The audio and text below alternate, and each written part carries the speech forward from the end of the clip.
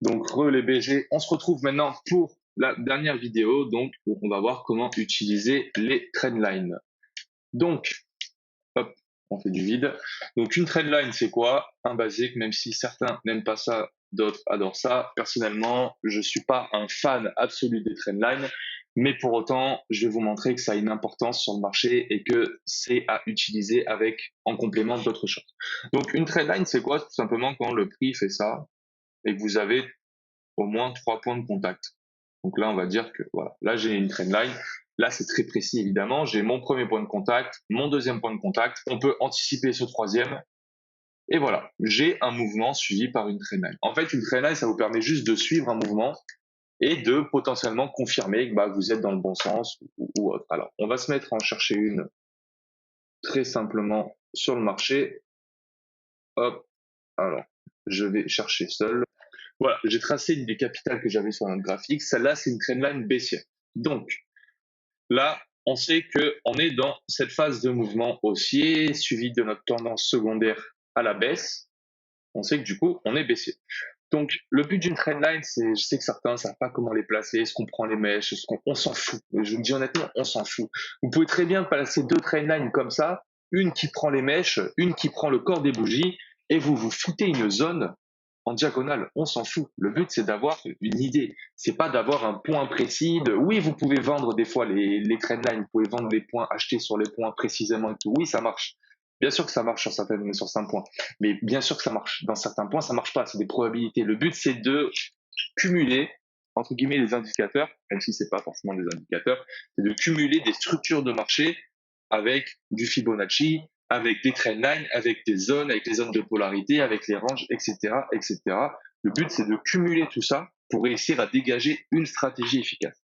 Pour vous donner un exemple, une des meilleures stratégies, alors là, si je vais pas trouver d'exemple clé, le mieux, c'est d'avoir quoi? Le mieux, c'est d'avoir, supposons que vous avez un marché comme ça, donc haussier, le mieux, c'est d'avoir un point d'achat que vous obtiendrez sur un niveau Fibonacci qui correspond là et sur une zone. Là, vous êtes sur un setup à full probabilité, par exemple. C'est-à-dire, vous avez votre zone de polarité.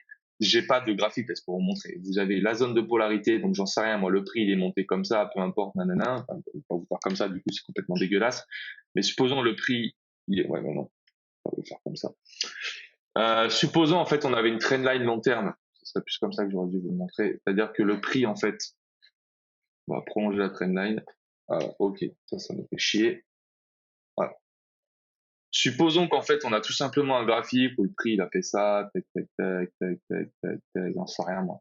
Tac, tac, voilà. Tac, tac, tac. Voilà. Voilà. Là, on est sur un setup qui va être parfait pour nous. Voilà. C'est des setups que vous pouvez trouver sur les graphiques, hein, qu'on soit clair. Vous avez la zone de polarité. Même si je ne vais pas tracer à la perfection, on s'en fout. La zone de polarité, les résistances.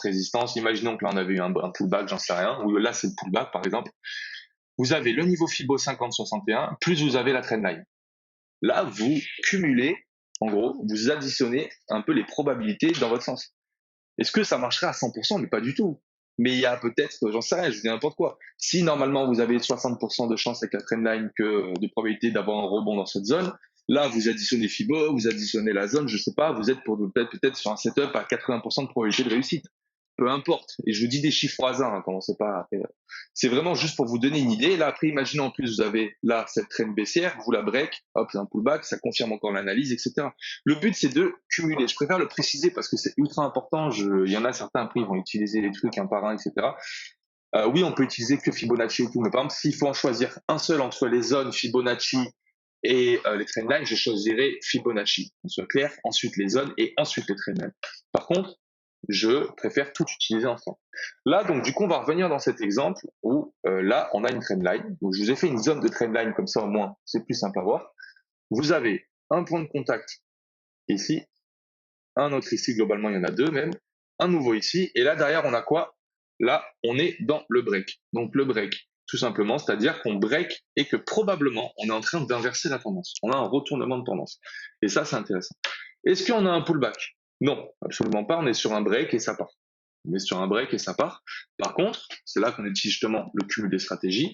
Ok, je sais que j'ai break ma trendline baissière. Probablement, en plus, j'ai break mon range. j'avais réagi sur la zone support.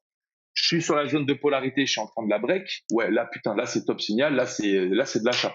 Si j'ai envie d'acheter le break, je paye le break, par exemple. Par contre, si je suis quelqu'un de ultra safe, peu importe, j'en sais rien, bah, je vais dire, je vais attendre le pullback.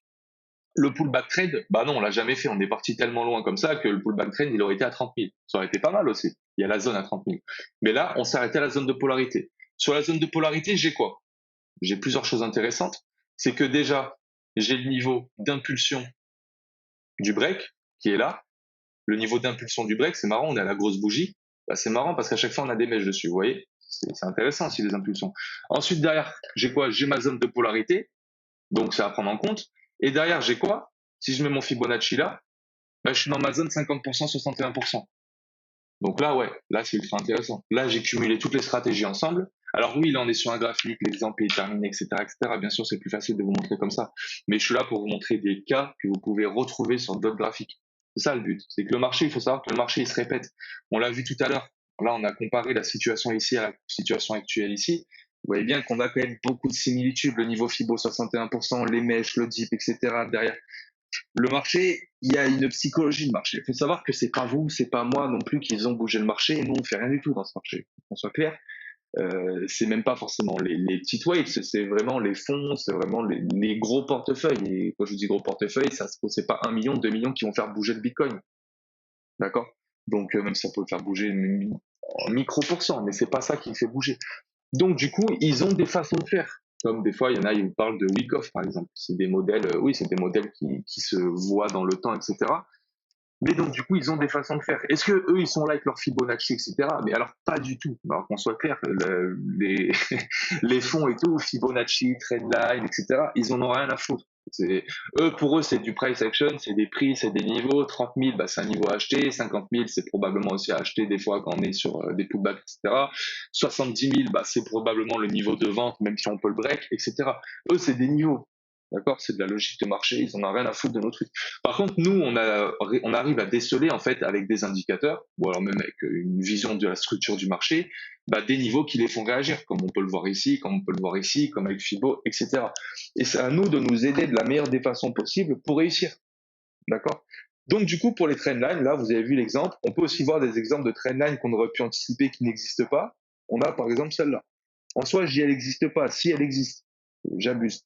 On a le premier point de contact ici. On a le deuxième point de contact ici. D'accord? Et là, on a le troisième point. Donc, en vrai, j'y n'existe pas, mais j'abuse un peu parce que on a les trois points de contact. On est sur le niveau Fibonacci. Paf, vous voyez, il est ici. Et en plus, on est sur la zone de polarité. Donc, en fait, je vous dis j'abuse, mais en fait, c'est exactement l'exemple que je vous ai montré tout à l'heure pour rigoler, pour vous montrer un exemple parfait. Et derrière, c'est quoi? C'est un exemple parfait. Et en plus, on a la zone d'impulsion. Ça, je vous l'expliquerai plus tard. Mais on a la zone d'impulsion. Derrière, on a quoi? Eh ben, le prix, il déboîte à la hausse. Voilà. Tout simplement. Par contre, après la trendline, bah, c'est pas, une trendline, c'est pas magique, elle va pas durer 50 ans. On aurait pu s'attendre à une réaction ici. Ouais, on aurait totalement pu s'attendre à une réaction ici. Et pour autant, on n'en a eu aucune. Absolument pas. On aurait pu aussi se dire, là, il y a la zone, là. Il y a une petite zone de résistance ici. Ça peut réagir. Absolument pas. On l'a défoncé quand on a dit. D'accord? Elle a servi à rien. Donc, des exemples qui marchent pas, on en a un. C'est des probabilités, je vous le répète. Par contre, bah, si je dézoome un peu, je suis en 4 heures, ma trendline là, avec mes points de contact à la hausse, elle m'a aussi donné un point de contact de rejet. Parce que dans le scénario des poules, donc je vais vous faire à côté, c'est que dans une logique où le prix, alors, tac, imaginons ça c'est ma trendline, le prix, un point de contact, deux points de contact, trois points de contact, et le quatrième il passe pas, et bah des fois on a un pullback. Et après ça repart. Ce pullback, donc là, c'est vraiment, voilà, c'est vraiment à la va-vite, hein, je vous fais pas ça, je suis pas un dessinateur, hein, hop. C'est pour comprendre la logique de mouvement. D'ailleurs, vous avez vu là, c'est ici justement que là on a break, là on a fait le pullback, ici là, et derrière on repart un peu à la baisse. Voilà. C'est juste pour comprendre la logique de mouvement, c'est qu'en fait ça vous permet de voir aussi un peu la tendance en diagonale. C'est quand même ultra efficace. Ça vous montre aussi que là on a marqué une fin de tendance haussière rapidement, que la tendance baissière elle a envie de continuer un petit peu plus, et donc quoi, derrière comme par hasard qu'est-ce qu'on a? Bah on a une phase de latéralisation. Donc c'est quand même pas anodin, ça vous montre quand même des exemples super précis et ça vous aide à vous guider dans le marché. Moi personnellement, ça m'aide énormément de coupler toutes mes stratégies. Là, aujourd'hui, je sais que, justement, je suis dans une zone, on l'a vu tout à l'heure avec Fibonacci, je suis dans une zone d'achat, etc. Donc aussi, est-ce que je peux chercher à tracer une trendline? J'ai déjà mes zones, j'ai déjà tout ce qu'il faut, j'ai mon Fibonacci. Est-ce que je peux voir si les trendlines peuvent m'apporter des indications supplémentaires? J'ai envie de vous dire oui. Pourquoi? Mais pour autant, ça n'a pas forcément fonctionné. Et je vous l'ai pas mis ce que j'ai déjà mis avant, mais regardez. Là, on a nos points de contact. Donc, très simple. 1, 2, 3, 4, on s'en fout, il y en a partout. Et là, derrière, on a quoi? On a un break. Par contre, le break, il est moche. Le break, il est moche parce que là, il se fait pas vraiment. Là, ça repart, mais ça part toujours pas. Ça veut pas break à la hausse. Et ça revient. Et là, on a le pullback. D'accord? Donc, est-ce que ce pullback, on pouvait le trader? En toute honnêteté, compliqué. Le seul moyen de le trader, c'était si vous avez voulu acheter cette bougie. Là, sinon, c'était vraiment pas ouf, quoi, parce que vous allez acheter quasiment sur la résistance de 52 000. C'était clairement pas optimal. En plus, du coup, ça correspond au point de break. Le point de break, il est là, bozo. Le point de break, il vous donne quoi? Il vous donne le niveau de résistance. Vous verrez qu'il y a quand même de l'importance des trendlines, c'est quand même pas mal aussi. Je vous le montrais tout à l'heure avec l'impulsion. L'impulsion à la cassure de trendline, ici, ça vous a donné les points bas ici. Là, l'impulsion à la cassure de trendline à la baisse, cette fois, ça donne les points hauts. Et vous voyez bien que ça marche bien. 1, 2, 3, on voit. Donc là, est-ce qu'on peut avoir un pullback? On l'a déjà eu globalement ici. Maintenant, ce qu'on sait, c'est que la prochaine zone à break, c'est celle-là, par exemple. Et du coup, pour revenir à cette situation de trendline, on a break cette trendline baissière.